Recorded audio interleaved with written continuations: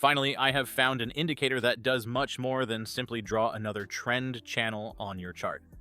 It shows you the long-term trend, tracks the short-term price movement, identifies important volume levels, and even helps you recognize whether the current move is a genuine reversal or just a temporary pullback. And later in the video, I will show you the simple way to combine these features so you can avoid trading against the dominant market direction. So, let's get straight to the point. I'm on TradingView. Go to Indicators and search for dual log regression channels. Select this indicator from BigBeluga and add it to the chart. Once it loads, you will see two different regression channels together with horizontal volume bars. At first, the chart may look slightly complicated, but the structure is actually very simple. The blue channel represents the long-term trend, while the orange channel represents the short-term price movement. This means the indicator gives us two different perspectives of the market at the same time.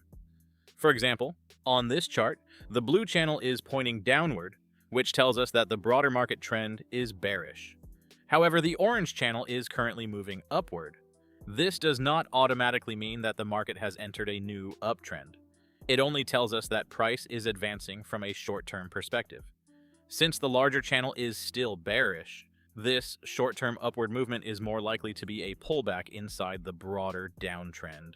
This is already extremely useful because it stops us from confusing every temporary price movement with a complete trend reversal. The center line of each channel is the best fit regression line. You can think of it as the average path or fair value area of the trend. The upper and lower bands then show how far the price has moved away from that average. When price becomes heavily extended above or below the middle line, there is often a greater probability of it moving back toward the average. This is known as mean reversion, and it explains why you will regularly see price reacting around the center line. However, the channels are only one part of the indicator. The second major feature is the built-in volume profile. Whenever the indicator detects a long-term or short-term channel, it also measures how much trading volume occurred at different price levels inside that channel. The full price range between the upper and lower boundaries is divided into smaller sections. The indicator then calculates the accumulated volume inside every section and displays it using horizontal bars. A longer bar means more volume was traded around that price area, while a shorter bar means less market activity took place there. The most important level is highlighted with a red horizontal line. This is the point of control, also known as the POC. The point of control represents the price range where the highest amount of volume was traded during the selected channel period. This matters because high volume areas often become important support, resistance, or reaction zones. They show us where market participants were most active and where a large amount of buying and selling took place. On this chart, notice how price has reacted multiple times around the red point of control line. It is also positioned close to the middle regression line. When the POC and the middle line are located near each other, that area becomes even more important because two separate calculations are identifying a similar fair value zone. The same volume profile calculation is also applied to the short-term orange channel. The indicator measures the volume from the beginning of that short-term movement up to the current candle and identifies the most heavily traded price level within that smaller channel. This gives us a much clearer view of what is happening inside the current pullback or continuation move. Now let's look at how we can actually use this information for trading. Do you feel like everyone around you benefits from artificial intelligence, but you have no idea where to start? Don't wait any longer. Start today. Our free trading bot is simple to use, powered by artificial intelligence, and can earn you up to 1% profit every single day. Over 500 members have already joined. Click the link below now to get free access. This is your chance to harness the power of AI and take a step toward a financial boost. The first rule is to use the long-term blue channel as your directional filter. If the blue channel is pointing downward, the dominant trend is bearish, and we should mainly look for selling opportunities. If the blue channel is pointing upward, the dominant trend is bullish, and buying opportunities become more relevant. After determining the broader direction, we use the short-term orange channel to understand the current phase of the market. In this example, the long-term channel is bearish, but the short-term channel is bullish. This tells us that price is currently moving upward against the dominant trend, instead of immediately buying because the orange channel is rising. We treat this movement as a possible pullback. The better opportunity may appear when that bullish short-term channel weakens and a new bearish short-term channel begins forming in alignment with the larger downtrend.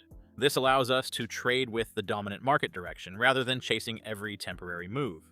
The indicator also separates buying volume and selling volume and shows the volume delta. Volume delta is the difference between buying and selling pressure, and it can help us judge the strength of the identified movement. Here, price is moving upward inside the short-term channel, but selling volume is still greater than buying volume. That is an important clue. Even though price is advancing, buyers are not showing enough strength to confirm a genuine bullish reversal. This supports the idea that the move is only a temporary correction inside the broader downtrend. However, imagine that price begins moving upward and buying volume becomes significantly stronger than selling volume. At the same time, the long-term bearish channel starts flattening or losing momentum. That would tell us that the balance between buyers and sellers may be changing. It would not guarantee an immediate reversal, but it could warn us that the downtrend is weakening and that the market may enter a sideways range or begin transitioning into an uptrend. This is why the volume information should not be ignored. The channels show us the structure of the trend, while the volume profile helps us evaluate the participation and pressure behind that structure. Now let's return to the upper band, lower band, and center line. In a bearish channel, when price moves far above the center line and approaches the upper band, it has become extended above its average trend path. This can create an area where the pullback may begin losing strength and sellers could return. When price falls far below the center line toward the lower band, it is extended in the opposite direction and may temporarily retrace back toward the average. The same logic works in an uptrend. Price near the lower side of a bullish channel may offer a more favorable location than buying after price has already expanded toward the upper boundary, but do not treat the channel bands as automatic entry signals. Price touching the upper or lower band does not mean you should immediately open a trade. You should still look for confirmation through price action, volume behavior, momentum, or another entry indicator. The main purpose of these channels is to provide market context. That's it for this video. If you found this indicator useful, make sure you like the video and subscribe to the channel. If you have any questions about the indicator, leave them in the comments below. Thanks for watching, and I'll see you in the next video.